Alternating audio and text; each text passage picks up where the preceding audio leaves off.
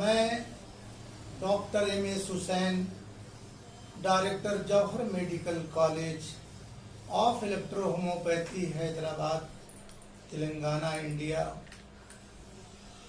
मेरे सभी भाइयों और सज्जनों, आज आपके दरमियान में आने का इत्तेफाक इसलिए हुआ कि पिछले 1 महीने 2 महीने से बहुत सारे कॉल हमारे पास आते रहे इलेक्ट्रो होम्योपैथी को लेकर के। आजकल चूंकि इलेक्ट्रो होम्योपैथी के बारे में सोशल मीडिया पे हलचल ज़रा कम नज़र आ रही है, इसलिए शायद ज़्यादा लोग मुझे कॉल कर रहे हैं। और भी डॉक्टर्स को करते होंगे, वो तो मुझे नहीं मालूम है, लेकिन मेरे पास जो कॉल कंटिन्यू आता रहा, इसलिए आज मैंने चाहा कि वीडियो के माध्यम से आप तक कुछ बात को शेयर करूं, जिस बात की जानकारी मुझे है। देखिए, इलेक्ट्रो होम्योपैथी के बारे में आजकल सोशल मीडिया पे हलचल ज़रूर कम है। उसकी वजह यह है कि रिकॉग्नाइज के लिए पिछले कई साल से जो कोशिश की जा रही थी, हम लोगों की कोशिश कामयाब भी हुई और गवर्नमेंट ने आईडीसी कमेटी बैठा दिया। आईडीसी कमेटी 4-5 साल से जांच कर रही है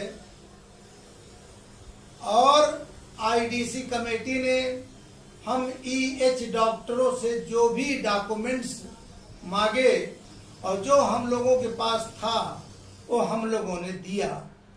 इसमें ईएच के बहुत बड़े बड़े डॉक्टर्स, बहुत ज़्यादा कोशिश करने वाले डॉक्टर, इस पर मेहनत करने वाले डॉक्टरों ने बड़ी कोशिश किया और जिसके पास जो था वो सारे डॉक्यूमेंट्स गवर्नमेंट यानी आईडीसी को दे दिया।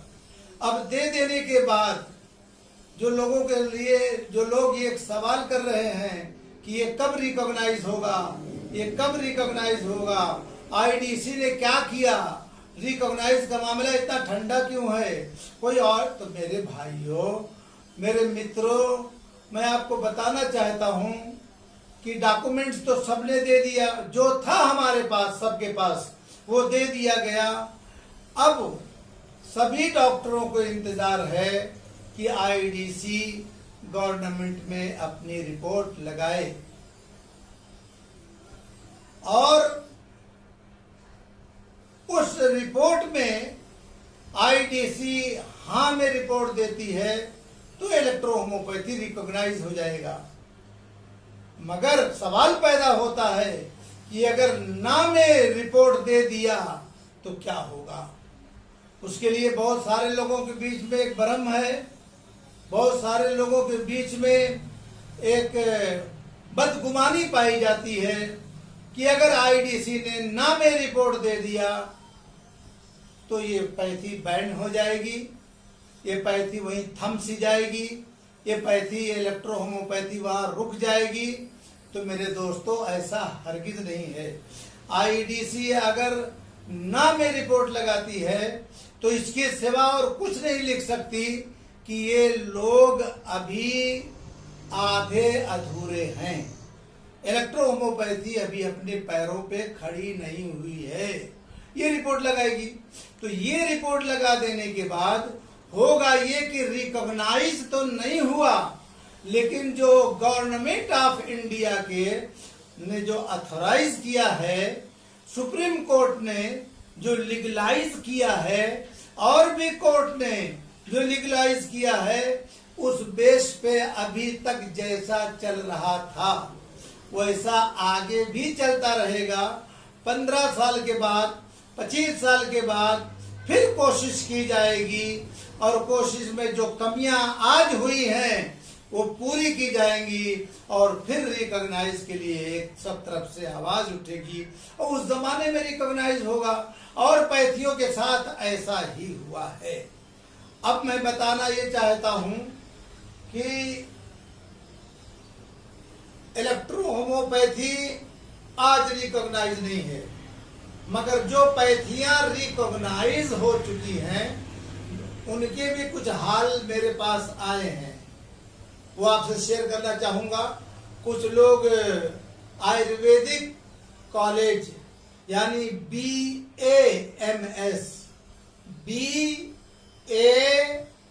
BAMS bachelor of Ayurvedic medicine and surgery, ऐसे कॉलेज के लोग मेरे पास आए जो काउंसलिंग करके एडमिशन कराते थे। अब उनका कहना यह है कि गवर्नमेंट ऑफ इंडिया में गवर्नमेंट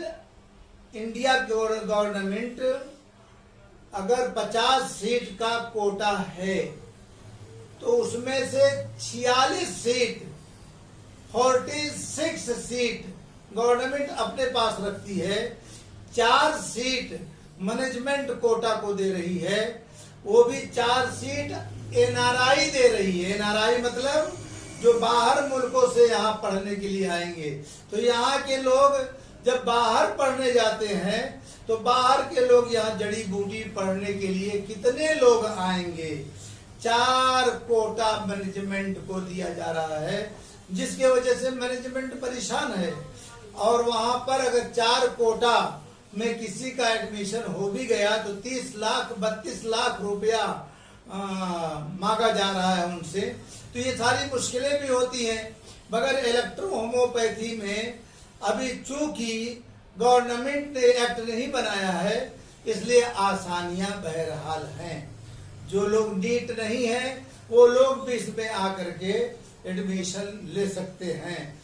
और आज ही एडमिशन जो लोग लेते हैं वो लोग फायदे में हैं, कामयाब हैं वो लोग।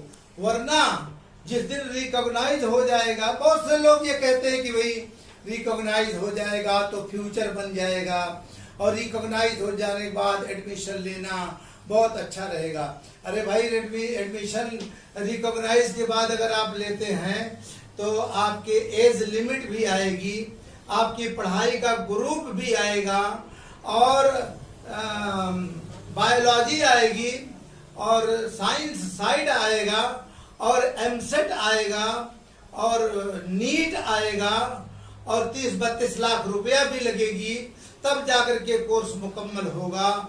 आज ये सारी मुश्किलें नहीं है, बड़े आसानी तौर से आप एडमिशन ले करके कामयाब हो सकते हैं और अपनी एक पहचान बना सकते हैं।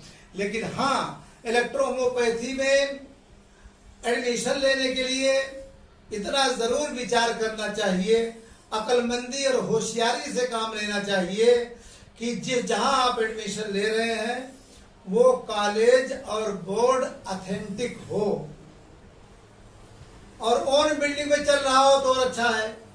और न किराए की मकानों में क्या होता है कि या तो किराएदार नाराज हो गया तो वो चले जाना, या तो मकान मालिक नाराज हो जाए तो वो ही चले जाना। हैदराबाद में एक कहावत है कि छुरी चाहे ककड़ी पे गिरे या ककड़ी छुरी पे गिरे, कटना तो ककड़ी को ही है। तो ऐसी हालत में अगर मकान किराए का है और खाली करके चले गए तो मकान मालिक मकान को खाली तो रखता नहीं, सब्जी फरोश को किराए पे दे देता है, मिठाई की दुकान वाले को दे देता है, वो किराना शॉप वाले को दे देता है, हो सका अच्छा पैसा मिला तो चिकन वाले को भी दे सकता है। तो ऐसी हालत में अगर गवर्नमेंट के ऑफिसरों के तरफ से अगर वेरिफिकेशन आया तो वहां पर कुछ है ही नहीं, न कॉलेज है न बोर्ड है, ऐसी हालत में स्टूडेंट को प्रॉब्लम आ जाता है। इन सारी बातों को ख्याल करते हुए एडमिशन ले करके और पढ़ाई करके एक अच्छा प्रैक्टिशनर बन करके अपने खुद की एक पहचान बनाएं और जनता का आवाम की सेवा करें। हमारा Jauhar medical college of electro homoeopathy जो पिछले 1997 से चल करके एस्टेब्लिश और आगे बढ़ा 1999 में, और आज तक खिदमत अंजाम दे रहा है, सेवाएं दे रहा है और काफ़ी लोग पढ़ करके गए और भारत में प्रैक्टिस कर रहे हैं। हमारे यहाँ ऑनलाइन क्लास भी है, ऑफलाइन क्लास भी है और डिस्टेंस में भी है और रेगुलर क्लास भी है। ऐसी हालत में हमारे यहाँ एडमिशन लेकर के कम पैसों में आप कामयाब हो सकते हैं। ये खबर आपको दे रहे हैं ताकि आप कामयाब हो जाएं, जैसा कि आज हिंदुस्तान में हजारों BEMS के डॉक्टर कामयाब हो चुके हैं। बस इसी पर मैं अपनी बात खत्म करूंगा।